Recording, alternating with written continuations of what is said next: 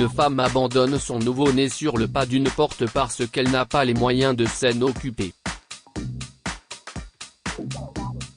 20 ans plus tard, l'histoire se répète lorsqu'elle découvre un bébé dans un panier tricoté marron sur le pas de sa porte. Juliana Larsson n'avait que 16 ans lorsqu'elle est tombée enceinte, mais son petit ami a refusé d'assumer ses responsabilités et s'est éloigné d'elle, la laissant seule pour prendre les décisions concernant leur enfant. Ne sachant que faire, elle s'est tournée vers ses parents pour obtenir de l'aide, mais le destin ne l'a pas aidée non plus et ils l'ont mise à la porte en lui disant de ne revenir que lorsqu'elle aurait interrompu sa grossesse. Sans domicile fixe et sans emploi, Juliana a donc erré dans les rues pendant un certain temps avant de trouver un emploi de serveuse. Elle a commencé à économiser de l'argent pour son accouchement et pour son futur enfant, mais elle s'est rendue compte que cela ne suffirait pas à lui assurer une vie décente. Après avoir accouché, elle a donc laissé son bébé sur le pas de la porte d'un inconnu avec un mot. Ne perdez pas de temps à me chercher si vous trouvez ce mot. J'espère que vous lui offrirez une vie heureuse. S'il vous plaît, élevez-la avec amour et comme si elle était la vôtre. De la part de Juliana Larsson. 20 ans plus tard, Juliana n'a jamais pu oublier à quel point il lui a été difficile de ne pas regarder en arrière et de reprendre son enfant, mais elle s'est dit que c'était mieux ainsi. Dans les années qui ont suivi, elle a obtenu presque tout ce qu'elle voulait, un emploi stable, un mari aimant et une belle maison. Ce qu'elle n'avait pas, ou, comme elle le voyait, ce que Dieu ne lui avait pas donné, c'était un enfant. Elle et son mari Pierre avaient essayé d'avoir un enfant pendant plusieurs années, sans succès. Finalement, ils ont décidé d'abandonner et d'accepter leur destin. Mais tout cela a changé un jour fatidique où elle a découvert un bébé dans un panier tricoté marron sur le pas de sa porte. Pierre, viens ici. Juliana a appelé son mari en ouvrant la porte. Elle ne croyait pas ses yeux lorsqu'elle a vu un magnifique nouveau-né dans un panier. Elle l'a pris dans ses bras et, soudain, une note est tombée sur le sol. Un bébé ? Pierre était perplexe lorsqu'il s'est approché de la porte. Comment est-ce ? Il a regardé Juliana dans les yeux et, pendant un moment, tous deux se sont remémorés la façon dont elle avait abandonné son bébé. Elle ne lui avait jamais caché la vérité sur sa vie passée, et il avait toujours été honnête avec elle. Cependant, lorsqu'ils ont découvert un bébé, ils n'ont pas su quoi faire. « Chérie », a dit Juliana. « Il y a une note sur le sol. Je suis sûre que celle qui a laissé le bébé ici l'a laissé avec elle. » Pierre a ramassé la note pour le lire, mais lorsqu'il a terminé, Juliana était en larmes. « Bonjour, chère maman, j'espère que tu vas payer pour tes péchés. Pour ce que tu as fait et pour la façon dont tu m'as abandonné. Penses-tu pouvoir abandonner ta fille et vivre en paix ? Eh bien, devine quoi ? J'ai suivi tes traces et j'ai fait la même chose. Élève cet enfant dans la joie, car je ne pense pas que tu aies d'autre choix. De la part de ta fille abandonnée, Rose Smith. » Juliana s'est presque effondrée sur le pas de la porte. « Chérie, qu'est-ce ce qu'on fait maintenant ? Si ce mot est vrai, alors ce bébé est ma petite fille. Je n'arrive pas à y croire. On ne peut pas garder le bébé comme ça, Juliana. Il faut prévenir la police. Mais, chérie, nous savons qui est la mère, et nous pouvons essayer de la retrouver et de lui demander pourquoi elle a fait ça. Je t'en prie. Et si je découvre où est ma fille aujourd'hui, je pourrai peut-être enfin lui demander pardon. S'il te plaît, Pierre. Je veux faire ça. Peux-tu appeler Josh, s'il te plaît? Mais, chérie. Pierre, s'il te plaît. D'accord. Josh dirigeait une petite agence de détectives et entretenait des relations étroites avec la police et les autorités judiciaires de la ville.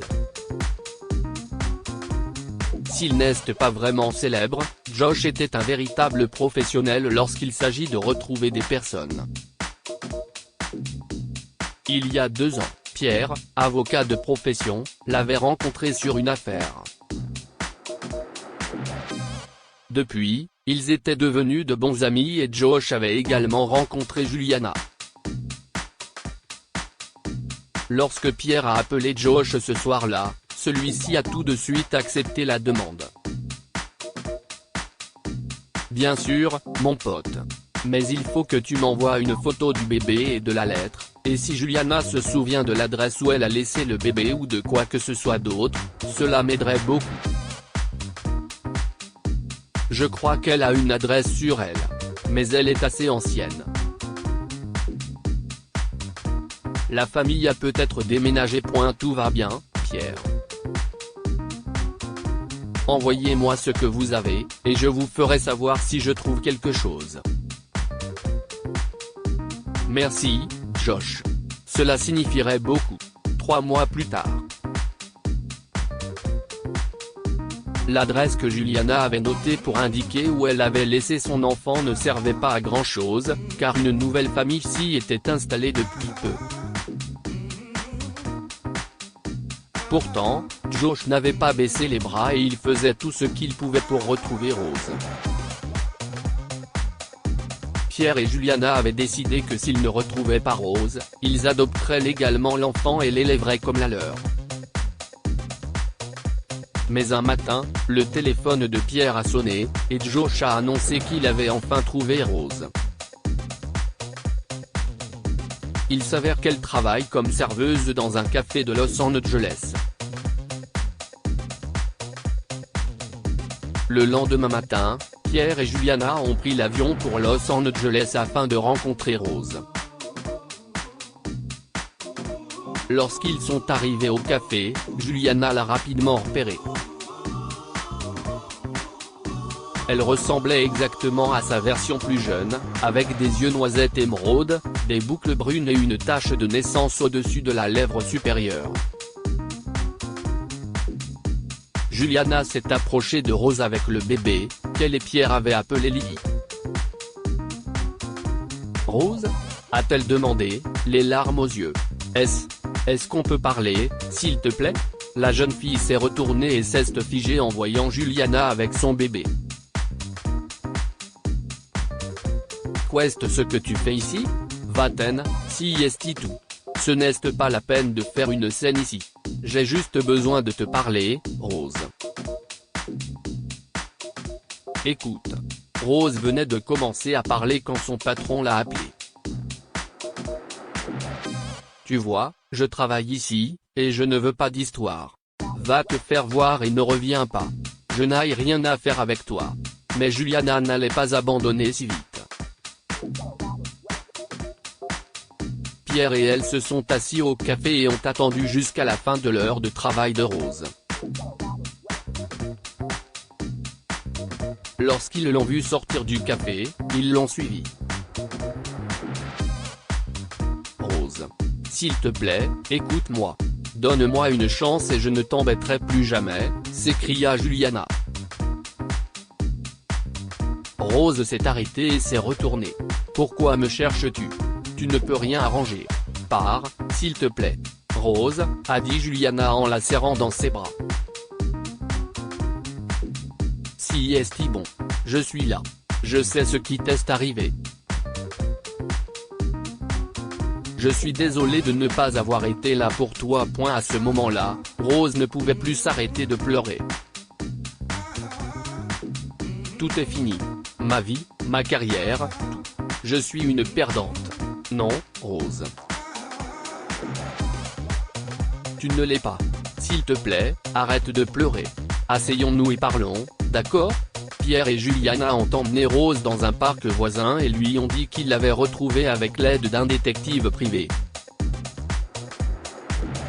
Josh leur avait donné un rapport détaillé sur Rose, et ils savaient qu'elle consultait un thérapeute à cause d'un traumatisme. Rose avait quitté le domicile familial un an auparavant pour poursuivre une carrière d'actrice à Los Angeles.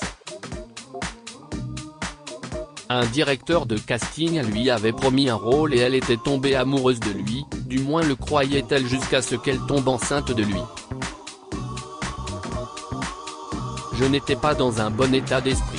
Tout allait mal en même temps, a expliqué Rose. Quand j'ai eu 18 ans, mes parents m'ont dit que j'avais été adopté. Ils m'ont dit que ma mère m'avait abandonné sur le pas de la porte. Lorsque j'ai déménagé à Los Angeles un an plus tard, je suis tombée enceinte, mais l'homme dont j'étais amoureuse m'a quittée. C'était trop pour moi, j'étais déprimée et j'ai commencé à consulter un thérapeute. J'ai donné naissance à une fille, mais en guise de représailles, je l'ai abandonnée. Je suis désolé de ce qui s'est passé, Rose, s'est excusé Pierre. Comment as-tu découvert notre existence? Parce que je connaissais le nom de ma mère biologique, j'ai fait une recherche et j'ai trouvé 3 femmes portant ce nom. Les 2 premières ne me ressemblaient pas du tout, alors j'ai su que la 3e était ma mère biologique. J'ai trouvé votre adresse et j'ai laissé le bébé sur le pas de votre porte. Maman et papa ne sont au courant de rien. Ils pensent que je continue à auditionner pour des rôles à Los Angeles, mais j'ai pratiquement abandonné et j'ai commencé à travailler comme serveuse parce que je suis trop gênée pour rentrer à la maison. Pierre et Juliana ont eu pitié de la jeune fille et ont décidé de l'aider à surmonter cette période difficile. Ils ont convaincu Rose de retourner chez ses parents adoptifs et l'ont accompagnée. Ils ont tout raconté aux parents adoptifs de Rose et les 4 adultes convinrent que la meilleure chose à faire pour Lily et Rose était de leur offrir un bon environnement familial, en oubliant leur passé, afin qu'elles ne se sentent pas abandonnées ou rejetées. Ils ont donc décidé de s'occuper des filles ensemble, en famille.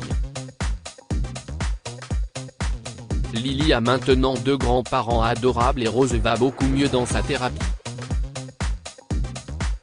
Que pouvons-nous apprendre de cette histoire?